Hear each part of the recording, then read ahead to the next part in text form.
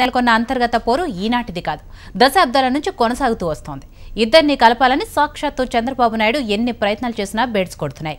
తాజా దాడి తర్వాత కరణం బలరాం సాక్షాత్తు పార్టీ అధినేత చంద్రబాబుపైనే విమర్శలు చేశారంటే ఈ ఫ్యాక్షన్ కుటుంబాల మధ్య ఎంత ప్రతీకారేచ్ఛ రగులుతోందో అర్థం చేసుకోవచ్చు.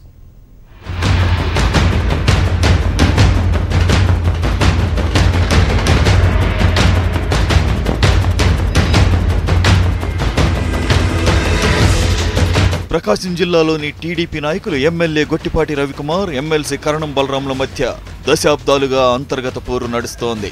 ఈ ఇద్దరిని కలిసి జిల్లా పార్టీ వ్యవహారాలను చక్కదిద్దాలని పార్టీ పెద్దలే కాదు, అధినేత చంద్రబాబు సైతం ప్రయత్నించారు. ఎంతో కాలంగా జిల్లాలో పార్టీకి కొండంత అండగా నిలుస్తూ వచ్చిన కరణం బలరాంని కాదనుకునే పరిస్థితి లేదు. అటు ఆర్థికంగా బలవంతుడైన గొట్టిపాటి అండదండలు కావాలి. అందుకని ఇద్దరి మధ్య సయోధ్య కుదిర్చేందుకు శాయశక్తులా ప్రయత్నాలైతే చేశారు, కానీ అవన్నీ బెడిసి కొడుతూనే ఉన్నాయి.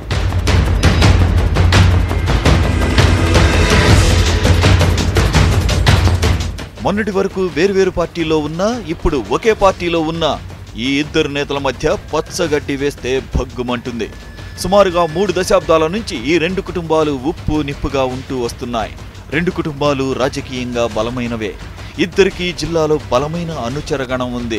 దీంతో ఒకప్పటి పగలు ప్రతీకారాలు ఇప్పటికీ కొనసాగుతూ వస్తున్నాయి. తమ పై చేయి చాటుకునేందుకు పాశవికంగా దాడి చేసి ప్రత్యర్థుల ప్రాణాలు తీయడం ఈ వర్గాలకు పరిపాటి.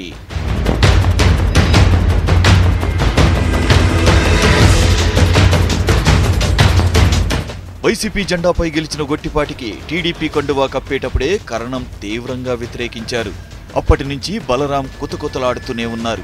వేర్వేరు పార్టీల్లో ఉన్నప్పుడే ఒకరి పడంటే మరొకరికి పడని ఇద్దరు నేతలు ఇప్పుడు పదే పదే గొడవ పడుతున్నారు. వర్గ విభేదాలు తరచూ భగ్గుమంటూనే ఉన్నాయి. బహిరంగ వేదికలపై ఒకరిపై ఒకరు మాటల తూటాలు పేల్చుకుంటున్నారు. వీరి అనుచరులు ఏకంగా మారణకాండకు పాల్పడుతున్నారు. అవకాశం దొరికినప్పుడల్లా తమదే పై చేయని రుజువు చేసుకునేందుకు ప్రయత్నిస్తున్నారు.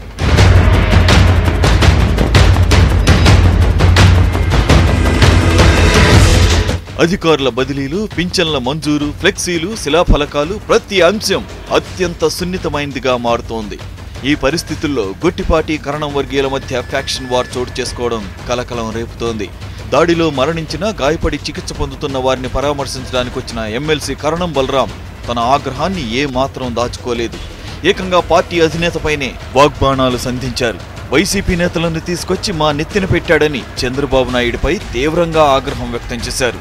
ఈ విషయమై బాబు ఏం సమాధానం చెబుతారో చూస్తానంటూ రంకెలేశారు.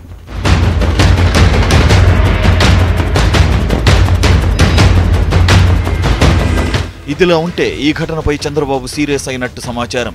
చట్టాన్ని చేతుల్లోకి తీసుకుంటే సహించేది లేదని ఇరు వర్గాలను సీఎం హెచ్చరించారు. దాడికి బాధ్యులైన వారిని వెంటనే అరెస్ట్ చేయాలని డీజీపీని ఆదేశించినట్టు తెలిసిందే. ఈ ఘటన ప్రకాశం జిల్లాలో మరీ ముఖ్యంగా అద్దంకి నియోజకవర్గంలో ఎలాంటి పరిస్థితులకు దారితీస్తుందోనని అందరూ ఆందోళన చెందుతున్నారు.